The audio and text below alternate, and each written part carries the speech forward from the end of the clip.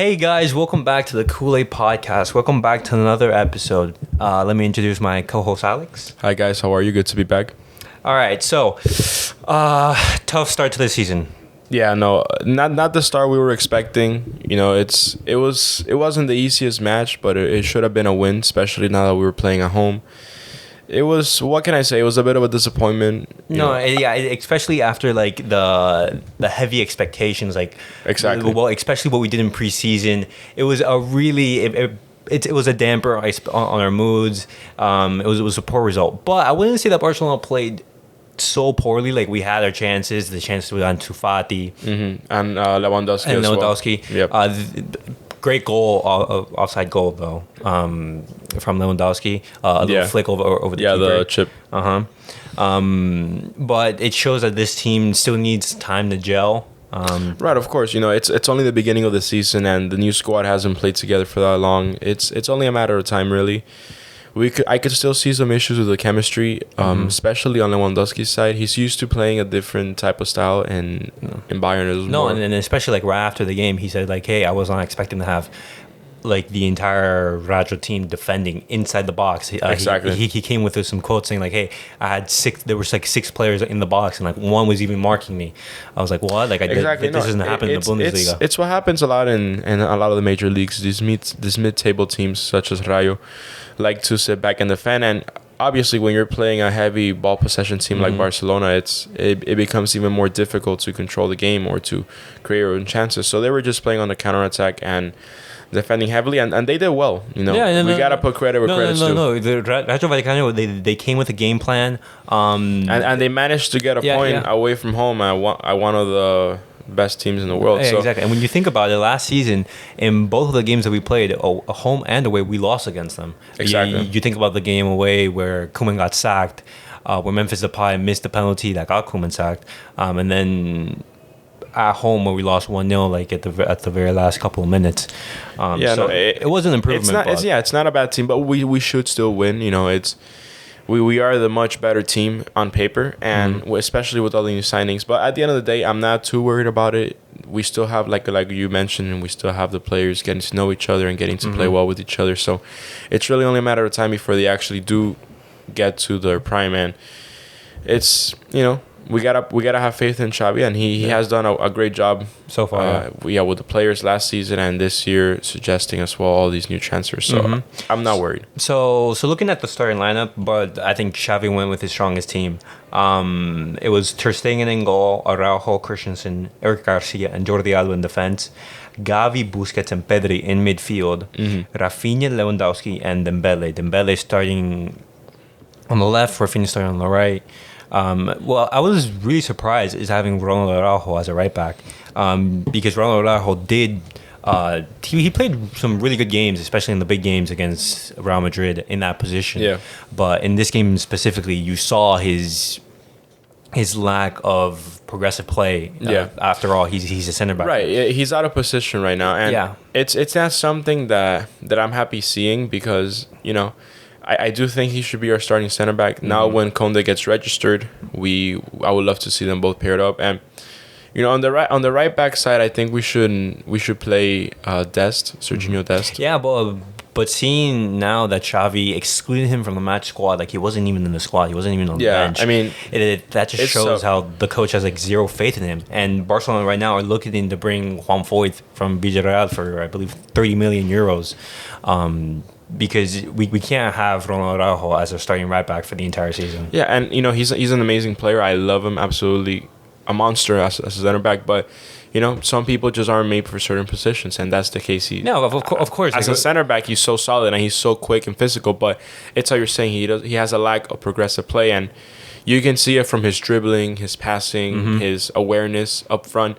So, honestly, I wasn't happy about that, but, you know, I think defensively he did well. He was marking his man. He didn't lose the ball often. He didn't allow for a lot of 1v1s to be lost and for the player to go on goal. So, you know, I didn't think he did bad. It's just offensively that's where we were lacking. And at the end of the day, we do rely a lot on our wingers. and our outside players to cross in the ball. Our fullbacks would and to create chances. For fullbacks is one of the most important positions in this Barcelona team. Exactly. And we need them to be attacking fullbacks. No, of course. And we see that a lot with Jordi Alba, almost to a fault, because we often see him stray away and not come back on defense. But, we do see when he is on and when he's making those crosses, he's deadly. So, I mean, it would be better. It would be better to have Araujo as center back. But for now, him at right back is not an issue. It would just be way more useful to the team if we had someone who could actually go and create. And that's where I have been seeing the rumors about Trent Alexander-Arnold. It's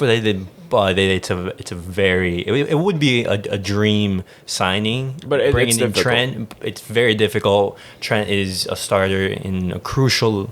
He plays a crucial role in this Liverpool team.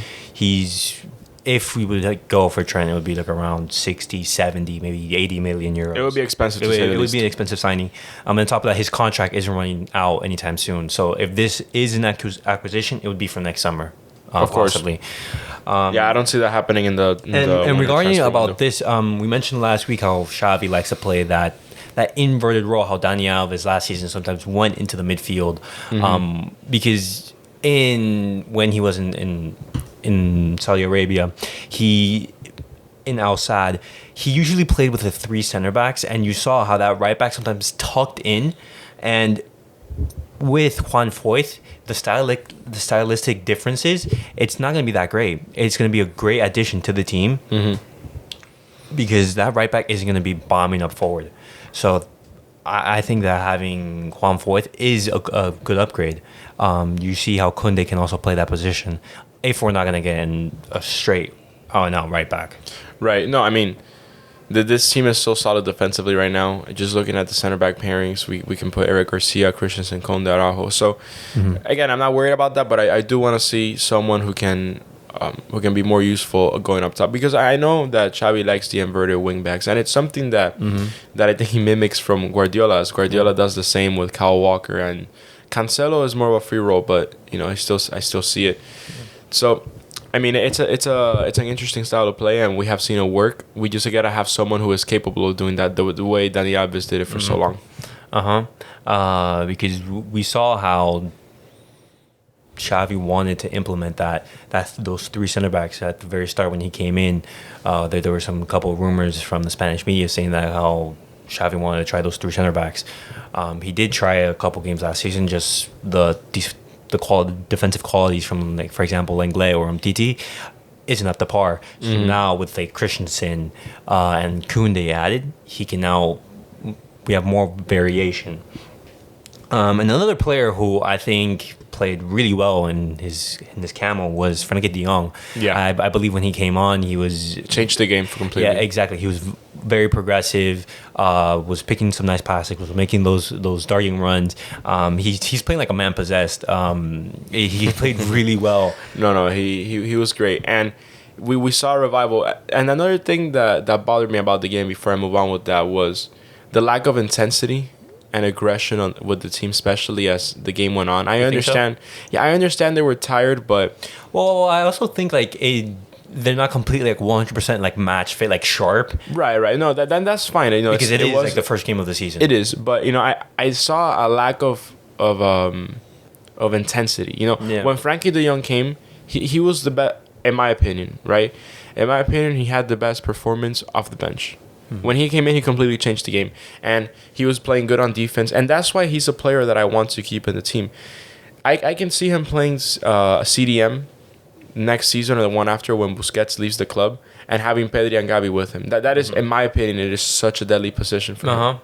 And we saw it. It could be an option. When I saw him play, I got flashes of him at Ajax when we were interested in him. A player who would get the ball from the defense, make a few passes, and just go up to the attack. And setting up players like Lewandowski, Dembele. Also, Aubameyang when he came in the second half as a left wing back for Jordi Alba. But, it's only a matter of time before the team gets better. But honestly, De Jong is someone who we still have to value, who we still have to keep using and appreciating for what he is. He is such a quality player, and we have to see more of him.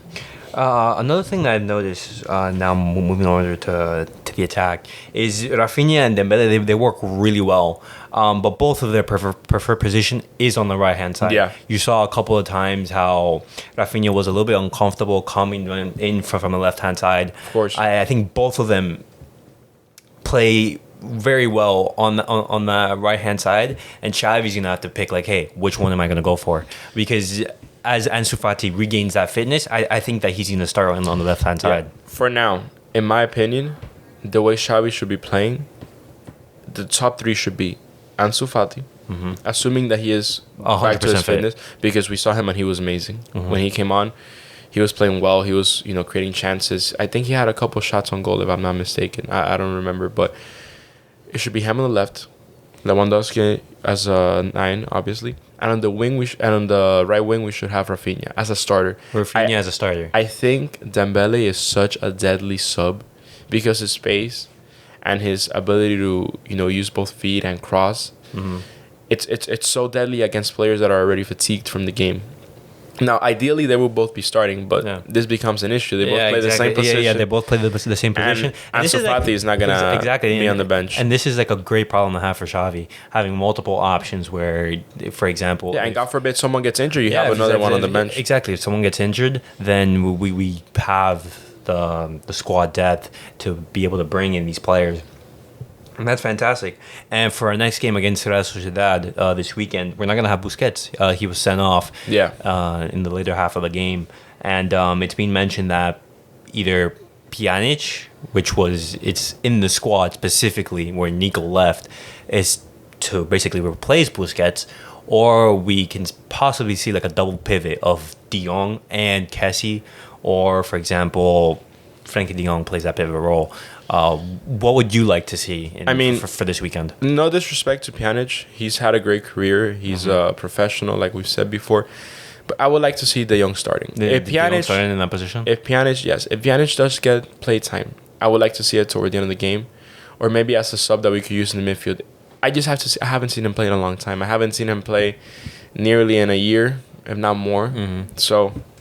Well, I have to think that since Pjanic is staying and he has impressed Xavi during this preseason, and the fact that Nico left, that must mean that Xavi counts on Pjanic to replace Busquets when Busquets can't play in that position. And the thing is if you do not trust Pjanic to play in that position, then why are you letting, for example, Nico go when Nico plays that position and has so much talent and promise? No, of course. I mean, I agree with you. It's got to be for a reason. And Xavi's an excellent coach and very well at developing players. But I have to see him first. I have to see it to believe it. I haven't seen him, like I said, in a long time. I understand he's been a great player throughout his whole career at Juventus and the Bosnian national team. I just have to see him play. I'm hopeful that he's doing good. And if Xavi does decide to start him, by all means. If he wants to start him, that's fine. Now, I do still want to see Frenkie getting playtime. And, of course, I love seeing Gabi and Pedri, but I just think about it. I'm like, well, who's gonna get it at the end of the day? Because De Jong is a CDM. Yeah. In my eyes, he's not an 8, or he's not a box-to-box. He can be, but I see him as such a helpful player to have when the defense needs to play up. Someone who receives the ball and gives it to the midfield. See, his best performances, when you look at Ajax, he played in that double pivot role. De Jong was that player that made those forward runs, and his best position is in that pivot. In Barcelona, there isn't a double pivot. It's that central CDM, where I'm guessing with the addition of Frank Kessie, it could be Frenkie de Jong's opportunity to shine. I would like to see Xavi implement that. Because even though I would love to see Frenkie de Jong more in that position, the times that he played in that position, I think Frenkie de Jong is too dynamic. Because as a CDM, you have to hold your position very well, and it's very defensive. And I think Frenkie de Jong, as great as a player he is great defensively, but I don't think it's one of his strong suits. Like, you want Frenkie de Jong to be that creative player for you as well. Yeah, I mean, I'm sure Xavi has good plans with him, but I agree with you. It's just it's hard for me to see him playing a different position that's not CDM. I understand there was a double pivot, but you have to adjust. I don't see Xavi playing with a double pivot anytime soon. And Xavi does really like Gavi, and he does really like Pedri playing up top, which I like as well. If we do play in a double pivot, I would see Frankie de Jong and Kessie together, or for example, Frankie and de Jong Busquets. and Frankie de Jong and Busquets, and then see Pedri a little bit ahead of them, playing in that number 10 role, having that freedom and having either Dembele or Rafinha on the wings. I think that's a really promising team. We'll see if Xavi tries it. Yeah. And this is the good thing about having squad depth. You can move players around. Of course. Obviously, it adds to the quality of the team, and whoever's playing well can stay on. Whoever's not, will have the bench. So overall, I would say our first game to the season, it was a disappointing start, but it's not the end of the world. It's the first game of the season. There's a whole season ahead of us. Barcelona didn't play a terrible game, but they didn't play a great game. This week, these next coming games, Xavi's gonna have to work with the team, seeing okay, who are my starters, who are not. We need time for this team to gel. But overall, once again, I think it was not a bad performance, but not a great performance. Yeah, there's a lot of room for improvement still. All right. Okay, so moving away from our weekend's game, let's move on to like the recent transfer rumors that have been popping up. So Dest, since he wasn't in the match squad, he's being linked with Manchester United, and Manchester United in the situation that they're in, where the club is entirely in turmoil. They've been linked with everyone this season. Now they're linked with Dest. Well, what do you think of that transfer rumor? I mean, I always wanted Dest to get more playtime in Barcelona and to shine, but he's with poor performances and also a lack of trust. I think his because at some points he did play like very well. Just I don't think the consistency was there. Right. No, that's what I'm saying. He wasn't consistent at all, and I'm sure he's a talented player when he's consistent, but he's left a lot to be desired, and I understand why Xavi would want him gone and find someone better. For Man United, this would be good, as they don't have a great right back. I know it's Aaron Wan-Bissaka or think. And then someone else plays right back. Dallo, yeah. Him or Dallo. So it could be a good addition to the team. Honestly, it's just good for us because we will be getting money for it. Yeah, exactly. I believe it's like 15 mil. It's 15 to 25 around that range. It's a good outgoing transfer. He's not someone that's going to be there. So. And from the Dest point of view, this is a World Cup year. You have the World Cup in 3 months, something like that. So you need minutes. You need to be playing regularly. You need to be able to make the squad, the U.S. national team squad. So, and if Xavi doesn't count on you, if you're not playing, not even on the bench or getting any minutes, then I think Des needs an exit. And it's a shame, just because he did show some promise. Just he never showed any consistency. Right, and it's like you said, it's a shame, but hopefully all goes well for him if that transfer does go through, and wishing him the best as a player. Of course. And now moving on to midfield. So it seems Frankie de Jong is staying. And he's not taking a salary reduction. My opinion on that is, of course, Frankie de Jong he has a right to say, hey, fulfill the contract. But of course, it's a humongous wage, and I understand Barcelona trying to reduce that. And that also blocks the incoming for Bernardo Silva. Yeah, I mean, it's a tough situation. What can I say? I mean, it's a little bittersweet because yes, we are keeping him, but at the same time, we are losing money. Yeah, we are losing money whereas we could just reduce the salary. So it's not ideal.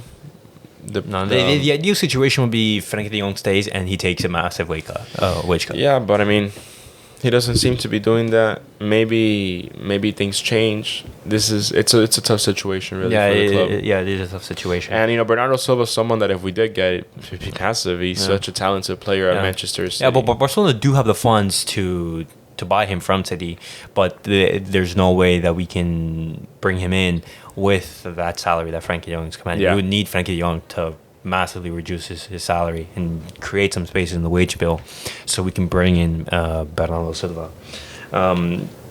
And some possible outgoings that can help free up that wage bill is Aubameyang and Memphis Depay. Memphis Depay is being linked with Juventus, and Aubameyang is being linked with Chelsea.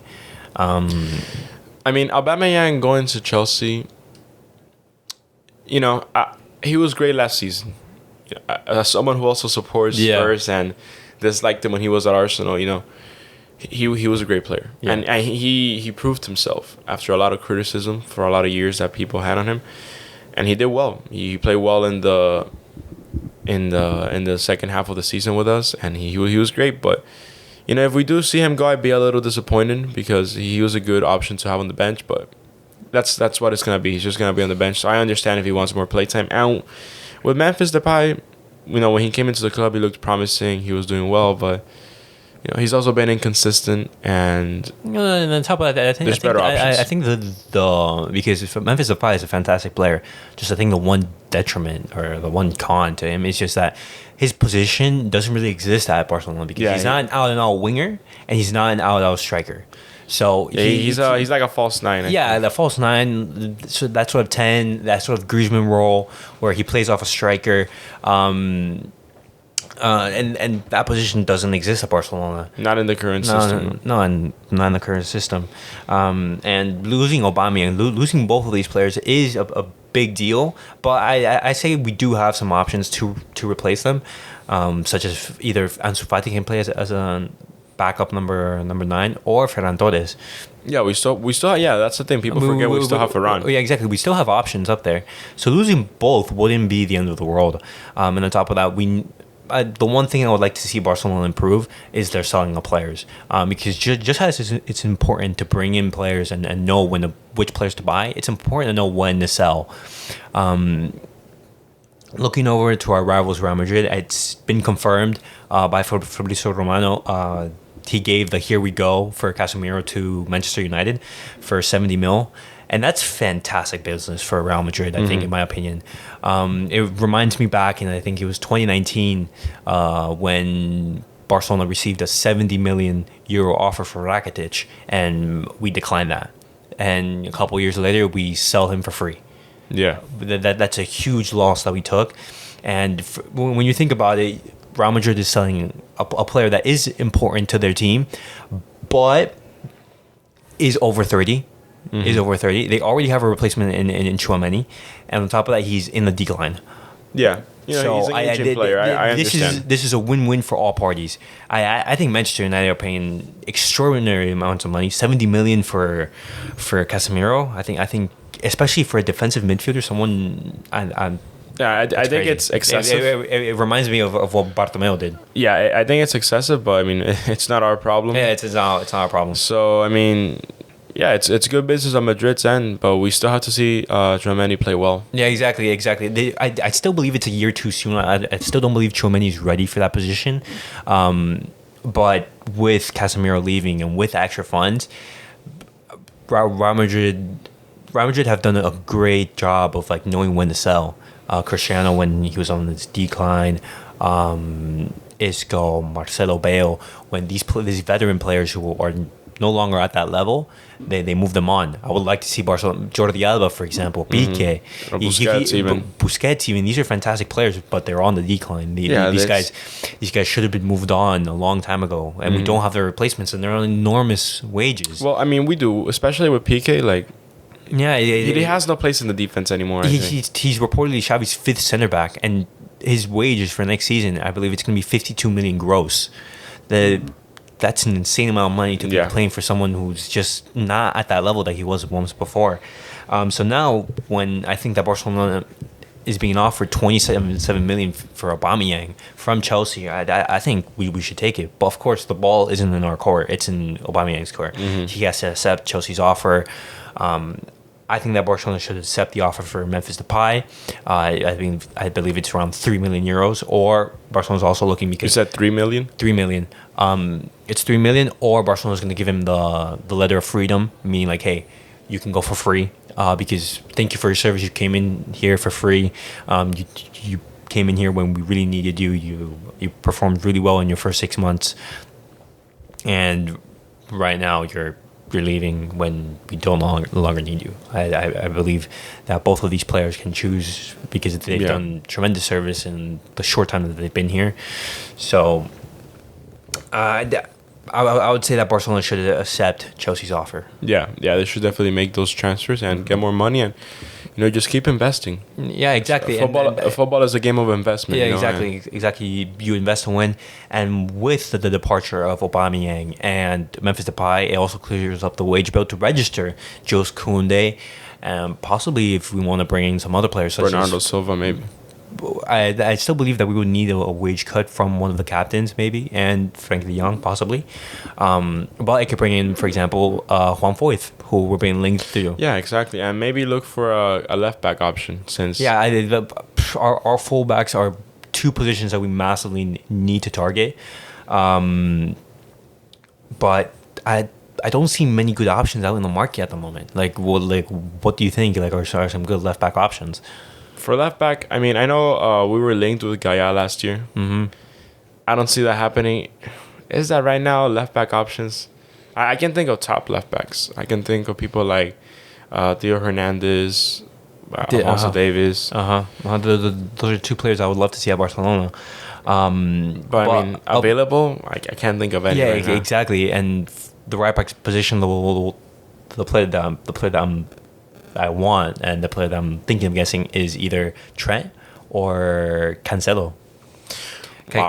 Cancelo is a really good option who can play either right back or left back. Yeah, I didn't mention him just because I know they're not gonna let go. Exactly, it's a player who has a contract with Manchester City. Manchester City is gonna demand 70-80 million euros for these players. And he's also a favorite player by Guardiola. Exactly, he's a player who's crucial to the system. So it's going to be a very tough operation to get through and to accomplish. But those are two dream signings, and it's being rumored that for this weekend, Balde is going to start instead of Jordi Alba in that left back position. And for example, in our troubles in that left back position, I would say go for it. Give Balde some minutes. Give him some minutes. Yeah, give him a start because Jordi Alba didn't play that well last game. You saw how even the other coaches are now saying like, hey, we specifically target that left back position, and we target Jordi Alba just because he's not great defensively. And how can you have other teams saying like, hey, we are consistently going to target that left hand side and not do anything to let's say remediate that and counter that. Yeah, no, it's not just that time that it's happened. It's happening in other games. They abuse the right flank because they know they're not gonna get any fight from Jordi Alba on defense. So. Yeah, and then on top of that, I remember Anfield. I remember Bayern. I remember so many games. And last season against Atletico Bilbao in the Copa del Rey when we got knocked out, there's been so many signs that we should have been moved on. And just I'm really excited to see what Balde can bring to the team. And just to round up our transfer, it's being mentioned how our contracts with Umtiti and Braithwaite, they're going to be terminated. These are two players who are not in Xavi's plans, who Xavi has told like, hey, go find another team or you're not going to play a single minute. They didn't even travel with the squad to the preseason with the U.S. tour. I don't know if they train with the team just because I haven't seen them in any videos or photos or anything on social media. But these are two players that need to go, and if Barcelona are looking to terminate their contracts. Yeah, we'll see. And like I said, I'm hopeful with Balde in the next game, and we'll just have to see, All right, guys. This is us rounding off. On today's episode, we discussed our post-match reaction against Rayo Vallecano. We also mentioned the recent Barcelona transfer rumors that are ongoing.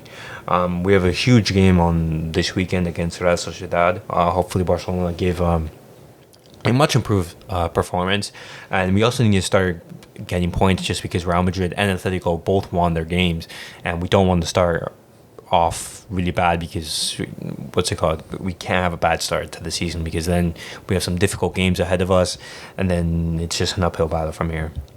For sure. Well, thank you guys for having us, and we'll see you on the next episode. All right, guys. We'll see you guys all next week.